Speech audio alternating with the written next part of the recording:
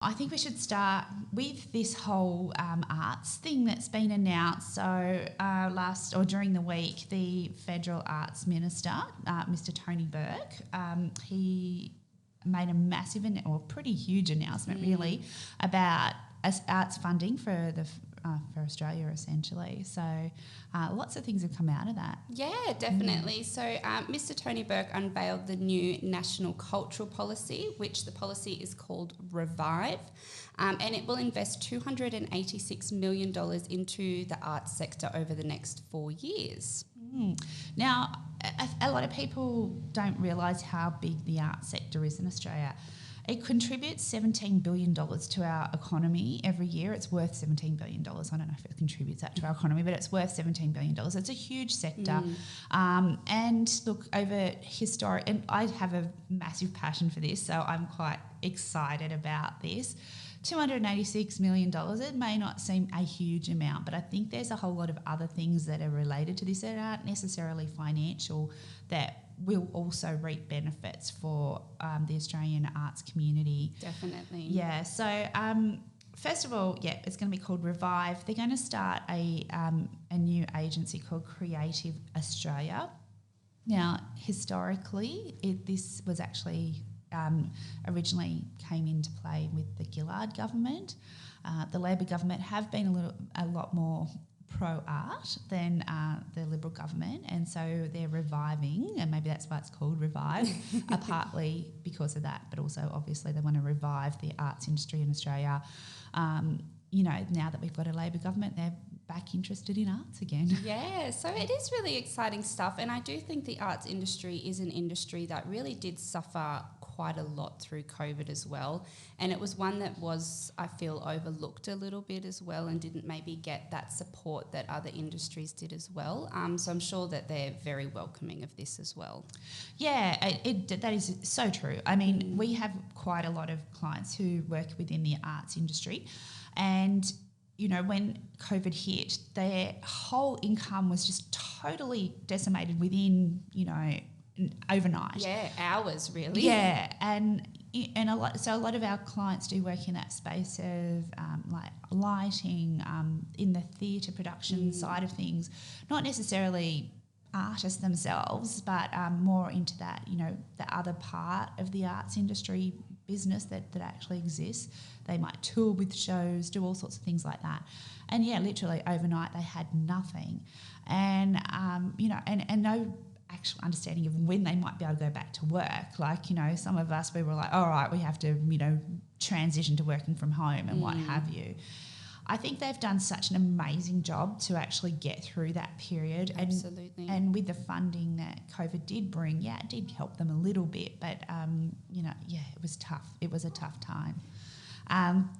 Anyway, so some of the things that have come out of this, though, I think it's important to go through what actually is this Revive package, and it will actually be announced properly in the next budget in May.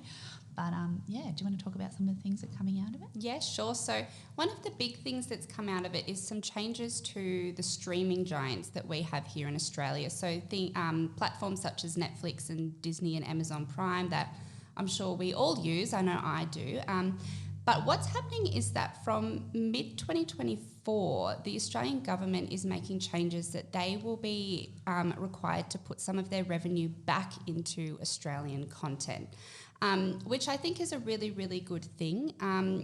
They aren't sure around how much needs to be put back yet. They will release some more details, but the sector has previously argued for 20% to be put back into, Australian content. So that's kind of the ballpark that I guess that will be made. And that sort of brings it, they're trying to bring it in line with like the free-to-air television as well as the Foxtel.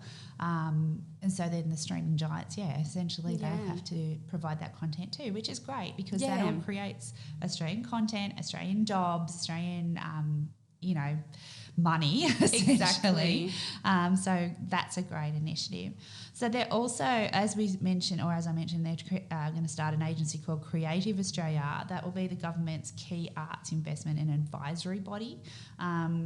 It will be looking at providing projects and arts infrastructure spending based on artistic merit. It will be done at an arm's length basis, but there will be a priority on First Nations arts and culture, which is wonderful. They're also creating a few different other organisations under that, such as Music Australia, Writers Australia. There'll be a Centre for Arts and Entertainment, workplaces, which is to help protect against bullying and some of the other sexual harassment things that may happen within that industry. They're looking at a First Nations language policy partnership. They're also looking to tour the National Gallery collections, which is the National Gallery, which is down in Canberra. They've got some amazing collections, and they're going to actually fund the touring of those collections. And they're also going to increase regional arts funding, which is really important because it's exciting. Regional arts is of course a passion of mine.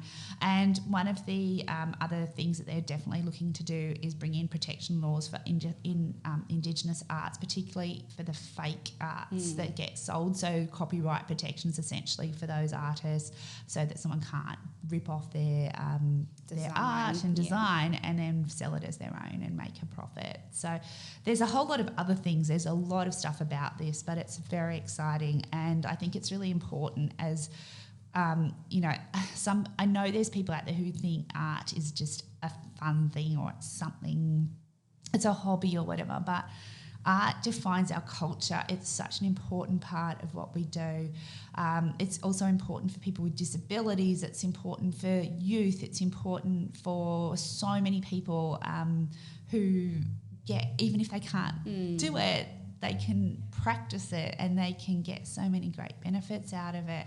It's not just painting a picture, it's writing, it's dance, it's music, it's everything. Theatre. Everything that we enjoy on an everyday basis. I listen to music every single day. I enjoy those kind of arts every day. So I think it's some really exciting stuff that's coming out. So a great initiative by the federal government, and we'll be watching it with keen interest. And awesome.